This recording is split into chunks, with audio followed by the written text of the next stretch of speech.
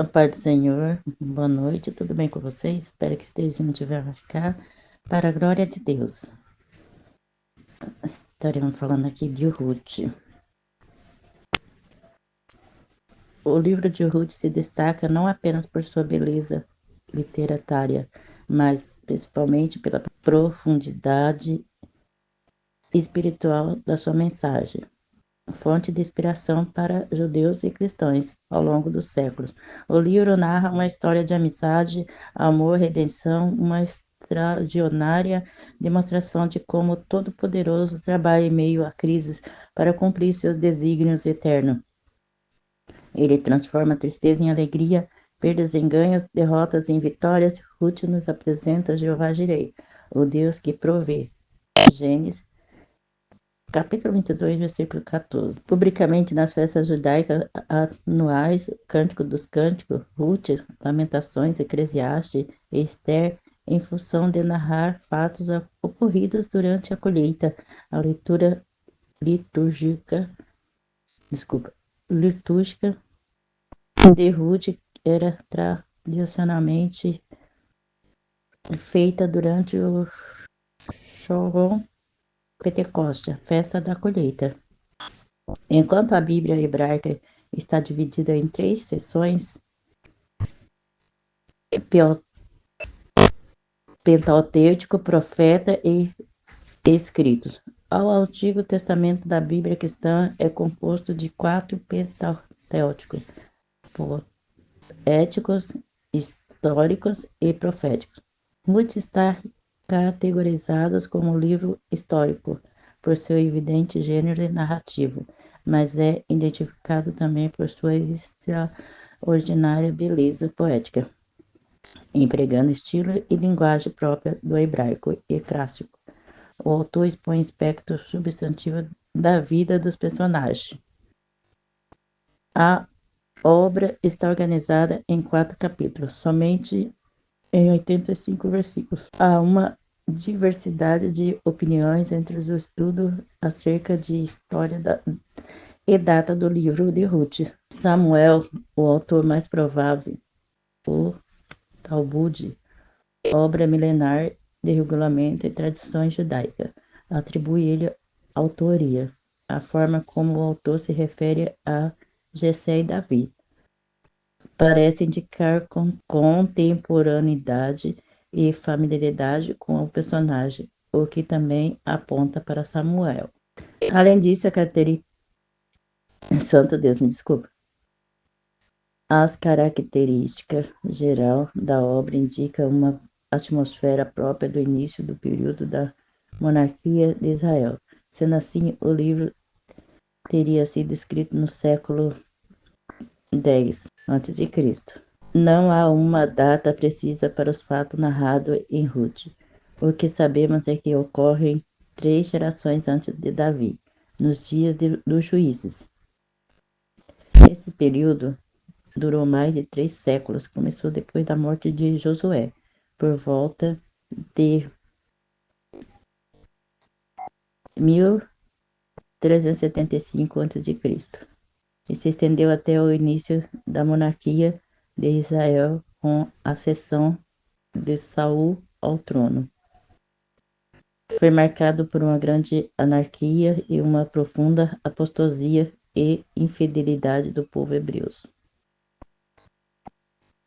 Uma frase que identifica bem aquela época sóbria é: cada qual fazia o que parecia direito aos seus olhos. Sem uma sábia direção, o povo perece. Depois da morte de Josué e dos demais líderes do seu tempo, levantou-se uma geração que não tinha uma profunda comunhão com Deus e não conhecia o que ele havia feito ao povo hebreu. Israel cedeu o estilo de vida pecaminosa dos cananeus e foi atraída à adoração dos seus deuses. Secularismo e hedonismo sempre leva a grandes tragédias morais e espirituais. O pervertido culto Baal, deus da chuva, e a Astarote, deus do sexo e da guerra, passou a ser praticado pela nação hebreia e um degradante nível de imoralidade e idolatria. A falta de uma liderança espiritualmente madura e temente a Deus causa prejuízo incascutáveis ao povo no reino de Deus. Não basta ter carisma para liberar, é preciso ter caráter aprovado. A apostasia tornou Israel presa fácil de seus inimigos, que atacavam e saqueavam suas cidades e terras e mantinham o povo sob o domínio opressor por longos períodos. Afligida, a nação clamava a Deus e o Senhor levantava juízes para libertar o seu povo. Esse juiz não era um magistrado civis como os que conhecemos hoje, que julga em fóruns e tribunais. Eram libertadores, geralmente líderes militares como Otiel, Maraquiel e Sidiel, poderosamente usado por Deus para julgar as causas de Israel, livrando-os dos seus opressores, apesar dos repetidos ciclos de infidelidade da nação. Deus ouvia gemido do seu povo em seus momentos de dor e aflição. O Senhor é longânimo, cheio de misericórdia. Ele ouve os que a ele clamam. Várias propostas são atribuídas ao livro de Ruth. O principal mais evidente dele é apresentar Davi como descendente de Judá, a tribo real da qual veria Messias, o leão da tribo de Judá, a raiz de Davi. Diz: o cetro não se arredará de Judá, nem a legislador dentro dos seus pés, até que venha Siló. A ele se congregarão os povos. Embora Ruben fosse o primogênito de Jacó, seu ato de desonrar o leito do pai, deitando-se com sua concubina, fez com que perdesse a primogenitura, a posição da liderança. A promessa feita a Abrão seguia agora pela descendência de Judá. Sendo Samuel o autor do livro de Ruth, o propósito de registrar a genealogia de Davi ganha ainda mais sentido, já que naquele tempo o rei de Israel era Saul, o benjamita. A centralidade de Davi o legitimava para o trono. A mensagem principal de Ruth é o amor que Deus e seu plano de redenção da humanidade como representante de judeus e gentios. Respectivamente, Boaz e Ruth permaneciam a derrubada da parede de separação. A redação é vista no livro no sentido literal e tipológico. Boaz é o parente remidor que preservou a descendência de Elimelec, mas é também o tipo de Cristo, nosso Redentor. O livro de Ruth sobre uma janela que nos permite ver que tudo era trevas nos dias do juiz. Havia um remanescente fiel que temia a Deus e foi usado por ele para cumprir o seu propósito. Era um mundo de crescente iniquidade. O justo vive pela fé. Outra eloquente mensagem do livro é o valor do altruísmo e que predominava o egoísmo. No dia dos juízes, a maioria vivia segundo seus próprios padrões e interesses. Noemi e Ruth destoaram dessa máxima individualista.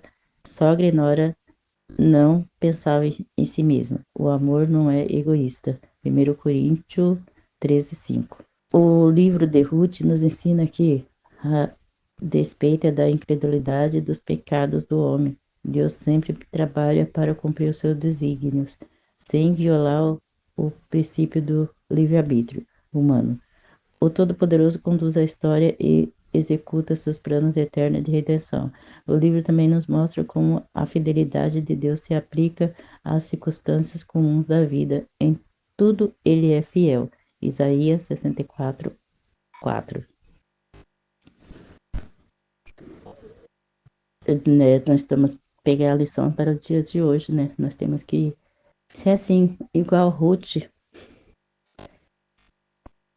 porque se nós fizermos isso, nós vamos poder ser pessoas que gostam de ajudar os outros, poder fazer assim como Noemi e Ruth, elas fizeram uma amizade tão bonita e não havia briga entre elas, e era uma compreendia a outra, e era muito bom assim, porque Deus amava o jeito delas.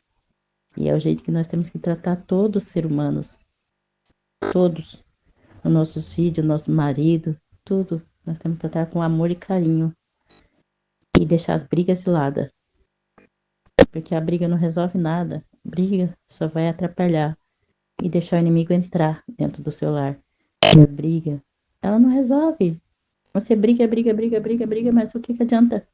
Só trai o inimigo para tua casa, porque é confusão, é discórdia e isso é tudo dele. Então a gente temos que orar a Deus, conversar com o filho, conversar com o marido, e em oração, orando, orando, orando, não tentar querer mudar o marido, nem tentar querer mudar os filhos, porque a gente não consegue. Só quem consegue é Deus mesmo. E a gente só vai frustrar se a gente querer fazer isso. Porque quem manda em nós é Deus. É Deus que age sobre nós, porque Deus está no controle de tudo. Por isso nós temos que deixar na mão dele, não agir sem pensar, não ficar agindo por nossa conta própria, igual os povos antigos, fazendo o que bem queria, porque aí o inimigo ele vem para cima da pessoa e a pessoa só sofre, sofre, sofre, sofre. Oremos. Pai amado, Pai misericordioso, grande Deus, eu oro, Senhor Deus, meu Pai, por essas pessoas, meu Pai, que estão, Senhor Deus, meu Pai, enfermas espiritualmente, Senhor Deus, meu Pai, estão enfermas, meu Pai, fisicamente. Pai, em nome de Jesus, ajuda elas, meu Pai, cura elas, meu Pai, espiritualmente, cura elas fisicamente, Senhor. Pai, ajuda, Senhor Deus, as crianças, Senhor Deus, os jovens. Pai, abençoa a vida deles, espiritual, vida física, vida mental. Abençoa a vida, meu Pai, daqueles que estão, Senhor Deus, meu Pai, sem condições, meu Pai, para lidar com os problemas, Senhor. Pai, em nome de Jesus, dá sabedoria, Senhor Deus, meu Pai, para eles, meu Pai, poder lidar, Senhor Deus, com os problemas. Pai, se nós não tiver sabedoria, a gente coloca tudo a perder, porque nós temos, meu Pai, confiar em Ti, acreditar que o Senhor está no comando, que o Senhor está no controle, porque se nós não fizer isso, meu Pai, a gente destrói tudo que o Senhor planejou para a gente, Senhor Deus, meu Pai. Porque o inimigo, meu Pai, ele não pode, meu Pai, destruir aquilo que o Senhor nos deu. Quem destrói é nós mesmos, meu Pai, com a nossa arrogância, com o nosso orgulho, Senhor Deus, com a nossa altivez, com a nossa, meu Pai, preocupação, Senhor. Oh, Pai, quanto que o Senhor fala para nós não se preocupar com nada.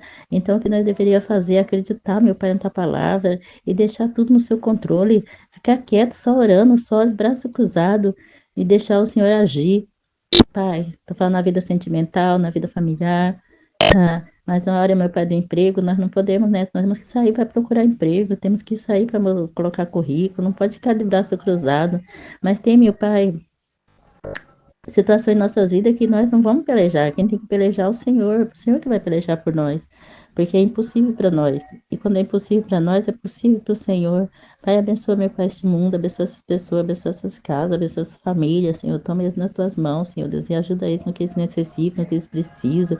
Pai, abençoa, Senhor Deus, em nome de Jesus, todo ser que respira, é o que eu te peço, te agradeço, em nome do Pai, do Filho e do Espírito Santo. Se gostou, se inscreva no canal, deixa seu like e compartilhe para a glória de Deus.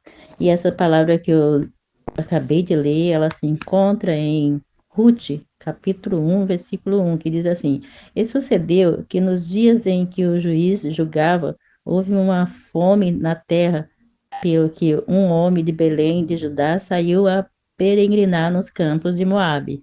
Ele e a sua mulher e seus 2 filhos. Ficam na paz do Senhor Jesus.